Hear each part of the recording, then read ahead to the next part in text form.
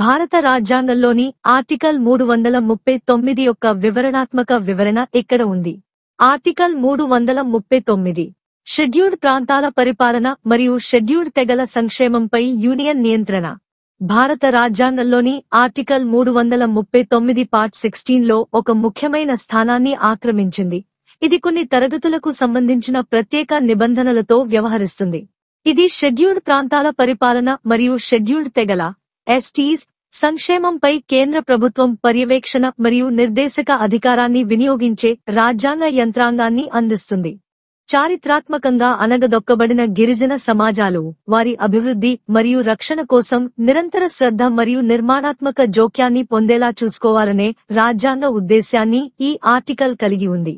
పరిచయం, చారిత్రక మరియు విధాన సందర్భం. భారతదేశ గిరిజన జనాభా తీవ్ర అసమాన పరిస్థితులలో జీవించిందని రాజ్యాంగ నిర్మాతలు గుర్తించారు. భౌగోళిక ఒంటరితనం, సామాజిక ఆర్థిక దుర్బలత్వం, సాంస్కృతిక విశిష్టత మరియు బయటి వ్యక్తుల దోపిడీ ద్వారా గుర్తించబడింది. బ్రిటిష్ వలస పాలన, మినహాయించబడిన మరియు పాక్షికంగా మినహాయించబడిన ప్రాంతాలను ప్రవేశపెట్టింది. పరిపాలనా ఇబ్బందులను గుర్తించడమే కాకుండా సంస్థాగత విభజనను కూడా సృష్టించింది. స్వాతంత్ర్యం తరువాత రాజ్యాంగ సభ షెడ్యూల్డ్ తెగలను జాతీయ ప్రధాన స్రవంతిలోకి చేర్చడానికి ప్రయత్నించింది. అదే సమయంలో వారి సాంస్కృతిక గుర్తింపును కాపాడుతుంది మరియు దోపిడీ నుండి వారిని కాపాడుతుంది. ఈ విధంగా ఆర్టికల్ 339 విస్తృత రాజ్యాంగ నిర్మాణంలో భాగం. ఇందులో 5వ షెడ్యూల్, 6వ షెడ్యూల్ మరియు ఆర్టికల్ 330, 342 ఉన్నాయి. ఇవన్నీ గిరిజన హక్కులను కాపాడటానికి మరియు సంక్షేమాన్ని ప్రోత్సహించడానికి రూపొందించబడ్డాయి. క్లాజు 1 కమిషన్ నియామకం. ఆర్టికల్ 339 1 షెడ్యూల్డ్ ప్రాంతాల పరిపాలన మరియు షెడ్యూల్డ్ తెగల సంక్షేమాన్ని పరిశీలించడానికి మరియు నివేదించడానికి భారత రాష్ట్రపతికి కమిషన్ను నియమించడానికి అధికారం ఇస్తుంది. ముఖ్య లక్షణాలు. 1 విచక్షణ మరియు తప్పనిసరి అంశాలు. రాష్ట్రపతి ఎప్పుడైనా అటువంటి కమిషన్ను నియమించవచ్చు. రాజ్యాంగం ప్రారంభమైనప్పటి నుండి ప్రతి 10 సంవత్సరాలకు ఒకసారి రాష్ట్రపతి దానిని తప్పనిసరిగా నియమించాలి. ఇది వశ్యత మరియు ఆవర్తన మూల్యాంకనం రెండింటినీ నిర్ధారిస్తుంది. 2 కమిషన్ పరిధి. కమిషన్ ఆదేశాల్లో ఇవి ఉన్నాయి. షెడ్యూల్డ్ ప్రాంతాల పరిపాలనను అంచనా వేయడం 5వ షెడ్యూల్ కింద నిర్వచించినట్లు. రాష్ట్రాలలో షెడ్యూల్డ్ తెగల సంక్షేమాన్ని మూల్యాంకనం చేయడం. 3 కూర్పు మరియు విధానాన్ని నిర్వచించే అధికారాలు. అధ్యక్షుడి ఉత్తర్వులో ఇవి పేర్కొనవచ్చు. దాని సభ్యుల సంఖ్య మరియు అర్హతలు. కమిషన్ ఉపయోగించగల అధికారాలు. ఇందులో దర్యాప్తు లేదా పాక్షిక న్యాయ అధికారాలు ఉండవచ్చు. దాని పని విధానం. ఏవైనా ఇతర అవసరమైన యాదృచ్ఛిక నిబంధనలు. క్లాజు 1 యొక్క రాజ్యాంగ ఉద్దేశ్యం. గిరిజన పరిపాలన రాష్ట్ర ప్రభుత్వాల విచక్షణకు మాత్రమే వదిలివేయబడదని ఈ నిబంధన నిర్ధారిస్తుంది. రాజ్యాంగపరమైన ఆదేశాలు, సంక్షేమ పథకాలు మరియు రక్షణ చర్యలు, భూమి హక్కులు, విద్య, ఆరోగ్య సేవలు మరియు దోపిడీ నుండి రక్షణ సమర్థవంతంగా అమలు చేయబడుతున్నాయో లేదో కేంద్ర నిపుణుల సమీక్ష కాలానుగుణంగా అంచనా వేస్తుంది. సంస్కరణలు, దిద్దుబాట్లు మరియు మెరుగుదలలను సిఫార్సు చేయగల అధికార నిష్పాక్షిక యంత్రాంగాన్ని సృష్టించడం దీని ఉద్దేశ్యం. క్లాజు 2 రాష్ట్రాలకు యూనియన్ యొక్క ఆదేశిక అధికారం. ఆర్టికల్ 339 2 షెడ్యూల్డ్ తెగల సంక్షేమానికి అవసరమైన పథకాలకు సంబంధించి ఏదైనా రాష్ట్రానికి ఆదేశాలు జారీ చేయడానికి కేంద్ర ప్రభుత్వానికి కార్యనిర్వాహక అధికారాన్ని ఇస్తుంది. లక్షణాలు మరియు చిక్కులు. 1 యూనియన్ యొక్క పర్యవేక్షక పాత్ర. ఈ నిబంధన రాష్ట్రాలలో గిరిజన సంక్షేమ కార్యక్రమాలకు మార్గనిర్దేశం చేయడానికి, పర్యవేక్షించడానికి మరియు అమలు చేయడానికి కేంద్రానికి అధికారం ఇస్తుంది. 2 ఆదేశాల యొక్క బంధన స్వభావం. ఈ ఆదేశాలు యూనియన్ యొక్క కార్యనిర్వాహక అధికారం నుండి ఉద్భవించినందున అవి తప్పనిసరి లక్షణాన్ని కలిగి ఉంటాయి. రాష్ట్రాలు రాజ్యాంగబద్ధంగా పాటించాల్సిన బాధ్యత ఉంది. 3 సంక్షేమ పథకాలపై దృష్టి పెట్టడం. ఆదేశాలు వీటికి సంబంధించినవి కావచ్చు.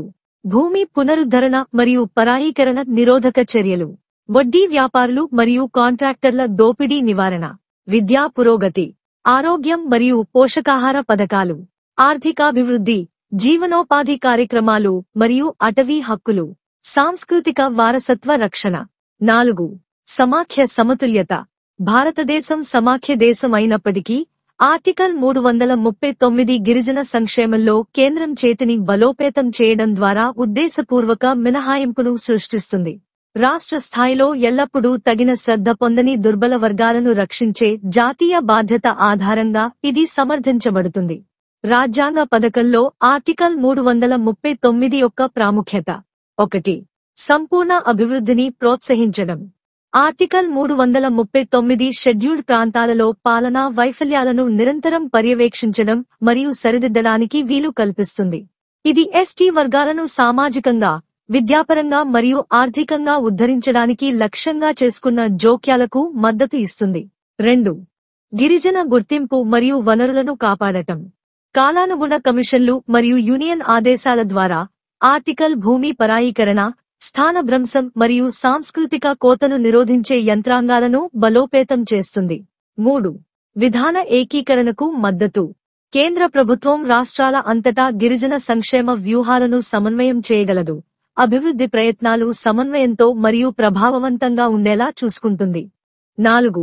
5వ మరియు 6వ షెడ్యూళ్లకు అనుబంధంగా ఆర్టికల్ 339 ఈ షెడ్యూళ్ల క్రింద మంజూరు చేయబడిన స్వయం ప్రతిపత్తి మరియు ప్రత్యేక రక్షణలను బలోపేతం చేసే కేంద్ర పర్యవేక్షణ యంత్రాంగంగా పనిచేస్తుంది.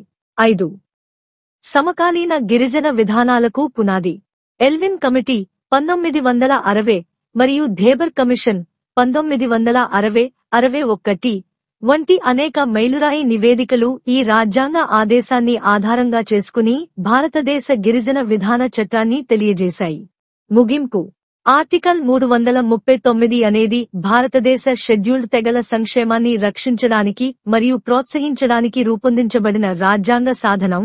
అదే సమయంలో షెడ్యూల్డ్ ప్రాంతాలు సమర్థవంతంగా, సున్నితంగా మరియు రాజ్యాంగ విలువలకు అనుగుణంగా నిర్వహించబడుతున్నాయని నిర్ధారిస్తుంది.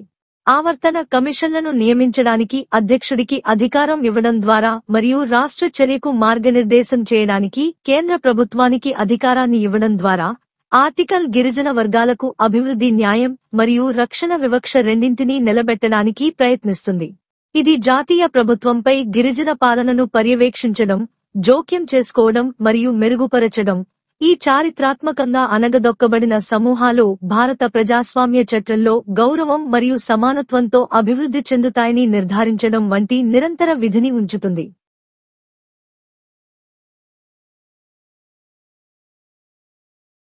భారత సంవిధానము. భాగము 16. కొన్ని వర్గములకు సంబంధించిన విశేష నిబంధనలు. ఆర్టికల్ 339 అనుసూచిత ప్రాంతముల పరిపాలన పైనను, అనుసూచిత జనజాతుల శ్రేయస్సు పైనను సంఘము యొక్క నియంత్రణ. 1. రాజ్యములలోని అనుసూచిత ప్రాంతముల పరిపాలనను గూర్చియు, అనుసూచిత జనజాతుల శ్రేయస్సును గూర్చియు రిపోర్టు చేయుటకై ఒక కమిషనును రాష్ట్రపతి ఉత్తర్వు ద్వారా ఎప్పుడైనను నియమించవచ్చును, మరియు ఈ సంవిధాన ప్రారంభము నుండి 10 సంవత్సరములు ముగియగనే నియమించవలెను. ఆ ఉత్తర్వు కమిషను యొక్క సంరచనను, అధికారములను మరియు ప్రక్రియను నిర్వచించవచ్చును, మరియు అది రాష్ట్రపతి ఆవశ్యకమని లేక వాంఛనీయమని తలచు ఆనుషంగిక లేక సహాయక నిబంధనలను కలిగి ఉండవచ్చును. 2.